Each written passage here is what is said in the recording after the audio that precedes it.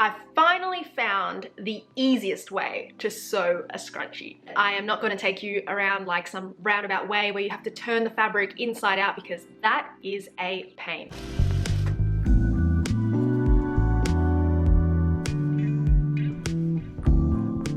Welcome back to Slow Living. If you are new around here, my name is Esther and I try to sew stuff that supports a slow lifestyle. A lot of the tutorials I do are about learning how to sew yourself so that you can sew your own clothes, mend your own clothes, or just create fun little things like this. I finally found the easiest way to sew a scrunchie. I've sewn plenty of scrunchies in my time. It's a really great beginner project, which means that if you don't have a lot of experience with a sewing machine, this is the perfect project to try, and they just add a bit of fun to your outfit. All you need is some scrap fabric, some elastic, a safety pin, and of course a sewing machine, or you can hand sew this yourself with a needle and some thread. Let's do this. You can use any fabric you like, stretchy or non-stretchy, but it needs to be in this long rectangular shape. I would suggest at least 60 centimeters in length, and then depending on how sort of fluffy you'd like your scrunchie to be, you can go maybe as little as 10 centimeters, which will be more difficult to sew, but then all the way through to larger size scrunchies, which could be upwards of 20 centimeters. This is a really good way to use up little scrap pieces of fabric you might have lying around. And once you have your fabric, just sew straight down the short ends of your fabric, joining the two ends together so that you're left with a big continuous loop. Open up the seam and then flatten down your seam allowance so that they're nice and flat, as you can see. And then we're actually going to face your seam allowance side down on the table. And this is the bit that's going to make it really easy to sew. Simply by moving the top layer of fabric into the middle so that it's out of the way, which then allows us to sew the outer layer of fabric together. So take your outer layer of fabric and fold it over the top like this. And now we're going to sew straight along the long edge of your scrunchie, being mindful to keep the inner layer out of the way as we're sewing. Keep around 1 centimeter seam allowance and just use a normal straight stitch. If you're sewing by hand, you can also just use a basic running stitch to sew along this long edge.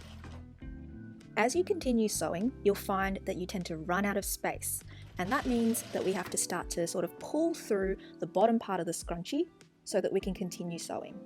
It should pull through nice and easy, just give it a tug from the inside, and it can also help to hold onto the other edge of your scrunchie because that will get bunched up as you're pulling. So continue to sew this until you're almost all the way around your scrunchie. You need to leave a gap, I would say at least 5 centimeters, so that we can pop the elastic in. So just stop sewing when you can see a gap of 5 centimeters. Your scrunchie should now look like this. And this is the part where it's a lot easier than some of the other scrunchie tutorials I've seen, because through that 5 centimeter gap, you can start to pull through your scrunchie. It might be a little bit resistant at first because there's a lot of fabric bunched up in there, but use your fingers to loosen up the fabric and make space, especially on the other end, the end that you're not pulling. Loosening the opposite end will allow you to pull through all the fabric so you're left with a continuous loop that's the right side out, like this, and we're going to use this gap to thread our elastic through. So use any sort of elastic you have lying around. I like to measure it around my wrist and use that as a rough measurement for how much elastic I need, and then simply trim that off.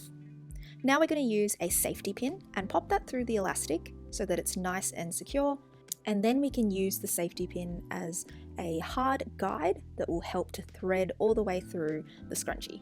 Just be careful to hold on to the end of your elastic.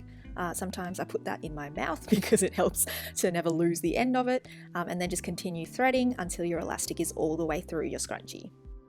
Then you can grab both ends of your elastic and remove the safety pin, and then tie them together in a secure knot. Now you can release the knot to the inside of the scrunchie and push it all the way in so it's out of the way.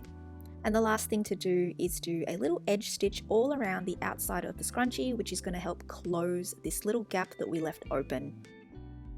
Just ensure that your seam allowance is tucked away neatly on the inside. There should be no fraying bits or anything like that. And you can always use the edge of your foot on the sewing machine as a guide to sew nice and neatly all around the edge. Once you have sewn all the way around, that's all there is to it. Your scrunchie is now complete.